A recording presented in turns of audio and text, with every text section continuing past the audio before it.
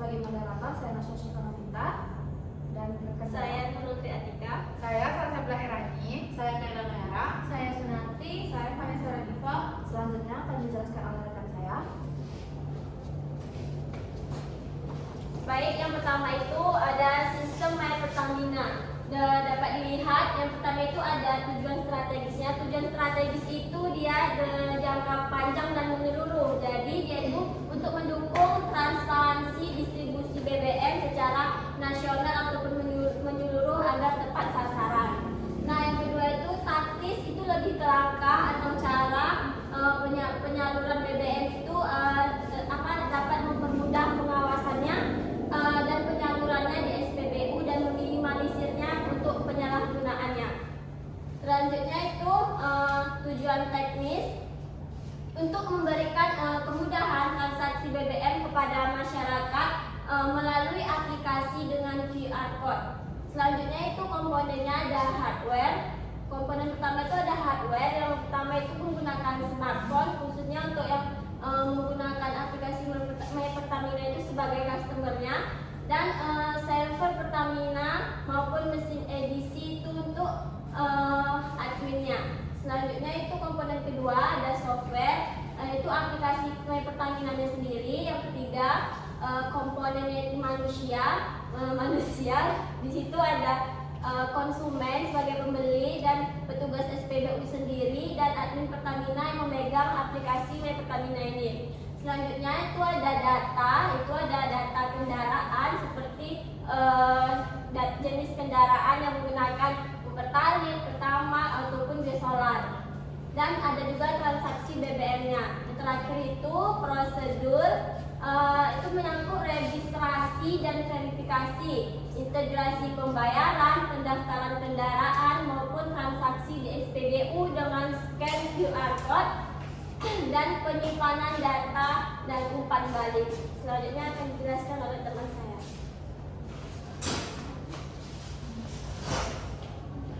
Baik, selanjutnya yaitu materi selanjutnya pembayaran digital. Di sini tujuannya ada 3. Yang pertama ada tujuan strategis, taktis, dan juga teknis. Tujuan strategis dari pembayaran digital ini adalah mendorong inklusi keuangan digital. Lalu untuk taktisnya itu ada mempermudah transaksi sehari-hari tanpa uang tunai. Dan untuk tujuan teknisnya adalah memanfaatkan pembayaran digital seperti kris dan lain-lainnya dalam memproses transaksi keuangan secara lebih cepat, aman, efisien, dan juga mudah. Nah, selanjutnya itu komponennya. Komponen pembayaran digital di sini ada 5. Yang pertama ada komponen hardware. Hardwarenya yaitu ada smartphone, mesin kris, dan juga server bank. Untuk software sendiri yaitu aplikasi m-banking, e-wallet, dan juga sistem keamanan dari pembayaran digital tersebut. Nah, untuk brandware-nya sendiri yaitu ada user. Usernya itu kita sebagai konsumen, dan juga ada kasir dan staf banknya. Untuk datanya sendiri itu ada data rekening, saldo, dan juga histori transaksi. Selanjutnya yaitu ada prosedur dari pembayaran digital. Yang pertama ada registrasi pengguna dan verifikasi data. Selanjutnya itu input data transaksi ke sistem, lalu pilih metode pembayaran digitalnya. Lalu sistem akan melakukan otoritas dan validasi. Setelah itu transaksi akan diproses secara otomatis dan bukti transaksi akan ditampilkan dan disimpan. Selanjutnya akan dijelaskan oleh teman saya. Saya akan menjelaskan di bagian PLN Mobile. Untuk tujuannya sendiri yang pertama strategis, yaitu meningkatkan kualitas dan transparansi pelayanan PLN. Lalu untuk taktisnya memudahkan pelanggan membayar listrik, cek tagihan, dan buat pengaduan. Dan untuk tujuan teknisnya itu untuk mempercepat pelayanan dan respons melalui akses digital aplikasi PLN Mobile. Lalu untuk komponennya yang pertama yaitu hardware, ada smartphone dan server PLN. Lalu untuk softwarenya ada aplikasi PLN Mobile. Lalu untuk manusianya ada pelanggan, teknisi, dan admin PLN. Lalu lanjut ke data. Di data ada data pelanggan, tagihan, dan pengaduan.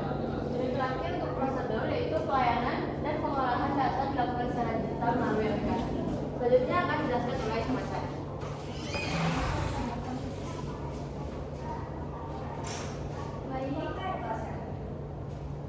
Enggak, bentar lagi selesai. Ayah, mau berapa? Yang satu kalau masuk yang apa?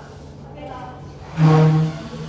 Baik, materi selanjutnya yaitu di sini Google Classroom. Yang mana Google Classroom juga memiliki 3 tujuannya. Yang mana yang pertama itu strategis. Yang mana ini mendukung pembelajaran modern dan fleksibel berbasis teknologi. Yang kedua tujuannya itu taktis. Nah, tujuan taktis ini juga memudahkan komunikasi dosen dan mahasiswa, terus mempercepat interaksi dan memastikan aktivitas belajar tetap berjalan walaupun tidak tetap muka secara langsung. Terus tuh ada tujuannya yang 3 teknis, yang mana tujuan teknis itu dia menyediakan kemudahan pengolahan materi, pemberian tugas dan penilaian digital di Google Classroom. Nah, Google Classroom juga memiliki beberapa komponen, yaitu ada hardware. Hardware itu kan perangkat keras yang mana itu perangkat-perangkat yang untuk mengakses Google Classroom seperti laptop, HP, tablet, dan komputer, dan perangkat lain yang sejenisnya. Terus yang kedua itu ada software. Software itu kan perangkat lunak yang mana itu berupa aplikasi Classroom atau sistem pendukungnya. Terus tuh ada manusia yang mana ini pengguna utama sistem, yaitu seperti dosen dan mahasiswa. Terus ada data, yang mana data ini berbagai info yang dikelola seperti materi, tugas, nilai, dan komentar. Terus ada prosedur. Prosedur ini adalah langkah-langkah atau aturan yang dijalankan di sistem Google Classroom tersebut. Materi selanjutnya akan disampaikan oleh rekan saya. Selanjutnya kita masuk ke aplikasi terakhir yaitu My Access. Ada 2 yaitu tujuan dan komponen. Kita masuk yang pertama, tujuannya adalah secara strategis yaitu meningkatkan efisiensi dan kualitas layanan transportasi rel nasional. Yang kedua, tujuan secara taktis yaitu mempermudah penumpang mengakses informasi, memesan tiket, dan menyampaikan keluhan mengenai akses itu sendiri. Lalu